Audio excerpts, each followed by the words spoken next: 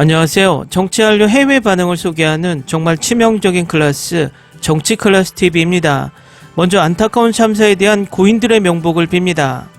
오늘은 미국에서 한국인이 되는 것은 이상한 시간이다란 제목의 하버드 대학신문 하버드 크림슨에 실린 재미 한국인 학생이 쓴 기사를 살펴보겠습니다. 참고로 이 기사를 쓴 학생은 호주에서 고등학교까지 보내고 미국에서 하버드 대학 과정을 이수하는 학생 같습니다. 이 기사는 한류를 찬양하는 글이 아니라 한류가 미국 사회 또는 백인 사회에 퍼지면서 겪은 일을 적나라하게 지적하고 있습니다. 우리가 한류에 취했을 때 직접 미국 속에서 한류를 접할 때 느끼는 미국 사회 또는 백인들이 한류를 대하는 이중성을 느낀 그대로 쓰고 있습니다. 한 번쯤 짚고 넘어갈 좋은 기사라고 생각합니다. 1학년 가을 나는 한국 여행을 하는 학사 일정이 있다는 소식을 들었습니다. 한국이라는 나라가 나에게 무엇을 의미할지 혼란스러워서 나는 참가하기로 결정했습니다. 한국식 탈을 쓰고 국악이 연주되는 속에서 한국식 치킨을 먹는 저녁이었습니다. 솔직히 말해서 엄청나게 이상했습니다. 나는 그 자체로는 기분이 상하지 않았고 또 주최 측을 비난한다고 말하는 것이 아닙니다.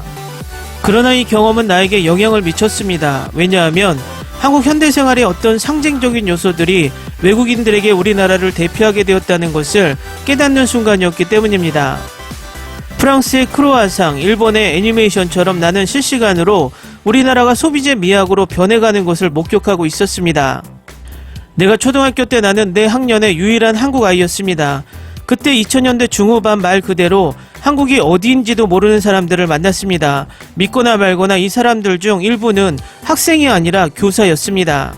하지만 자라면서 한류는 아시아 국가들을 강타했고 아시아와 가까운 호주는 꽤 빨리 그 영향력을 경험했습니다.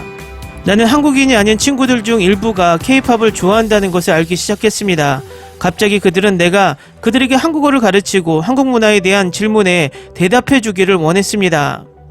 내가 대학에 들어갈 때쯤에는 한류의 세계화가 제대로 그리고 진정으로 공고히 되어 있었습니다.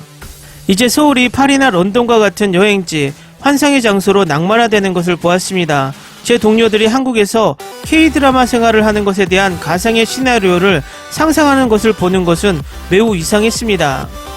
이 모든 이상화된 엉터리 속에 실생활에 나 같은 한국 사람이 있다는 것이 이상했지만 나 역시 점점 더 패닉에 빠져서 스스로를 방어적으로 느끼기 시작했습니다.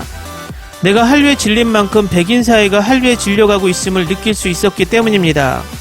이 한류에 대한 분노는 적절한 조정기간을 허용하기에는 너무 빨리 상승한 K-팝과 함께 고개를 들었습니다. 한국인이 아닌 한류 팬들은 이 상황을 어떻게 해야 할지 잘 모르는 것 같았습니다. 많은 경우가 한류에 대한 선택의 혼란이었지만 때로는 직접적인 인종차별에 직면했습니다. 2019년에 호주 방송에서는 아시아인에 대한 인종차별적인 조롱을 위해 BTS의 성공을 비꼬았습니다. 이는 BTS를 조롱하고 거칠게 아시아인을 비하하려는 혐오 발언의 많은 사례 중 하나일 뿐입니다. 전반적으로 K-팝은 틈새 시장 속 너무나 빠른 성장이 오히려 큰 관심으로 그것을 좋아하는 선택을 보류하게 되는 것처럼 보였습니다. 이미 한류 팬이거나 나와 같은 한국에 뿌리를 둔 사람들에겐 이해할 수 없고 받아들일 수 없고 편안하지 않았습니다. 그러나 2020년 오스카 시상식에서 기생충이 역사적 상을 휩쓸면서 이야기가 바뀌었습니다. 갑자기 사람들은 이 영화를 최근 역사상 가장 훌륭하고 가장 혁명적인 예술작품 중 하나로 칭송했습니다. 물론 이런 종류의 과대평가는 정말 추악한 반발을 불러일으켰습니다. 기생충에 대한 호불호가 리트머스 테스트로 떠오르고 있음을 직감했습니다. 이제는 기생충을 보았는지 안 보았는지의 여부는 당신의 예술적 취향에 대한 감각뿐만 아니라 당신이 인종에서 어느 위치에 있는지를 말없이 나타냈습니다. 넷플릭스에서 오징어 게임이 출시되었을 때도 마찬가지였습니다.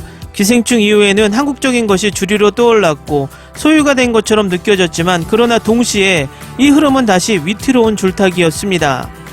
근본적인 백인 우월주의적 인종적 권력선 때문에 K컬처가 실제로 주류가 될 수 없었습니다. 따라서 일부 백인 사회에선 대화에서 한류를 이야기하는 것은 주의적이고 잘못된 것이 되었습니다. 이제 한국은 아시아인종에 대한 더 크고 무언의 대화에서 아시아를 대표하는 대리자가 된 것처럼 느껴졌습니다. 즉 그 인종차별의 분위기는 지저분해지기 시작했고 현재에도 여전히 그 한류는 그 지저분함 속에 있습니다. 또 다른 한쪽 면에서는 깊이 있고 한 번도 본 적이 없는 예술의 생산국인 한국에 대한 과장된 찬사를 계속해서 쏟아내고 있습니다. 이 측면은 K-팝, 한국 드라마, 한국 예능 프로그램으로 몰려들어 한국의 문화, 삶, 사람들을 무책임하게 낭만적으로 만듭니다. 그러나 반대 측면은 K컬처의 갑작스럽고 급격한 부상에 대해 목소리를 높여 비판합니다. 때로는 정당한 이유가 있을 때도 있고 순수한 인종차별이나 질투로 인해 발생할 때도 있습니다. 이러한 접근 방식은 다르지만 모두 이 미친 중심에 있는 바로 그 한류의 중심, 즉 한국인 자신을 지웁니다. 그리고 문화 공유가 중요하고 생산적일 수 있는 만큼 저와 저 같은 다른 사람들에게 이 모든 것이 조금 지쳤다는 것도 부인할 수 없습니다. 불과 15년에서 20년 사이 해외에서 거주하는 무시당했던 한인들이 갑자기 물씬화되고 지워지고 상품화되고 낭만화되기까지 모두 우리나라에 대한 백인 사회의 태도에 변덕에 흔들렸기 때문입니다. 이런 일들을 생각하면 어린 시절처럼 조용히 K-드라마를 볼 수 있었으면 좋겠다는 생각을 지울 수 없습니다. 한국에 대한 세계의 무지가 사실 일종의 축복이었을 때 그것이 나에게 고유한 문화적 공백을 제공했다는 점에서 그 공백은 다시 존재할 수 없지만 이제는 한류 거품이 사라지고 한국의 예술과 문화가 양적으로 중립적 정상성에 도달하는 그날을 고대하고 있습니다. 그 지점에 도달하는 데는 몇 달 심지어 몇 년이 걸릴 수 있다는 것을 압니다. 하지만 그만한 가치가 있을 것입니다. 결국 나는 보통 사람이 지도에서 우리나라를 가리킬 수 있을 때까지 약 10년을 기다렸습니다. 조금 더 기다리면 어떤 일이 발생할까요? 기사 잘 보셨나요? 한류에 대한 다른 시각의 칼럼을 보는 것은 오랜만입니다.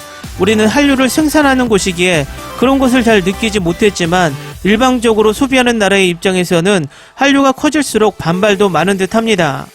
얼마 전 필리핀 상원의원의 K-드라마 금지 발언 또한 비슷한 맥락이고 백인 우월주의가 팽배한 서양권 또한 동양의 작은 나라의 문화가 세계를 호령하자 반발이 생기는 건 자연스러운 반작용 같습니다. 어쨌든 이것 또한 한류가 크게 퍼져서 생겨난 부작용이기 때문에 우리도 깊이 한번 생각해볼 좋은 기사 같습니다. Ni se te ocurra. Olvida el ganso y los tomates. No hables de las ballenas. No es un acuario. No actúes como tonta. Que eras una genio. ¿Sí?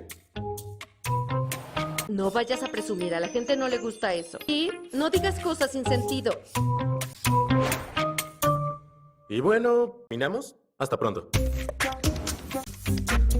Abogada, tengo mucha curiosidad por conocerla. 재밌게 잘 보셨나요? 여러분의 구독, 좋아요, 댓글은 콘텐츠 제작에 큰 힘이 됩니다. 재밌게 보셨다면 꼭 부탁드립니다. 좋은 영상으로 보답해 드리겠습니다. 안타까운 이태원 참사 부인들의 명복을 빕니다.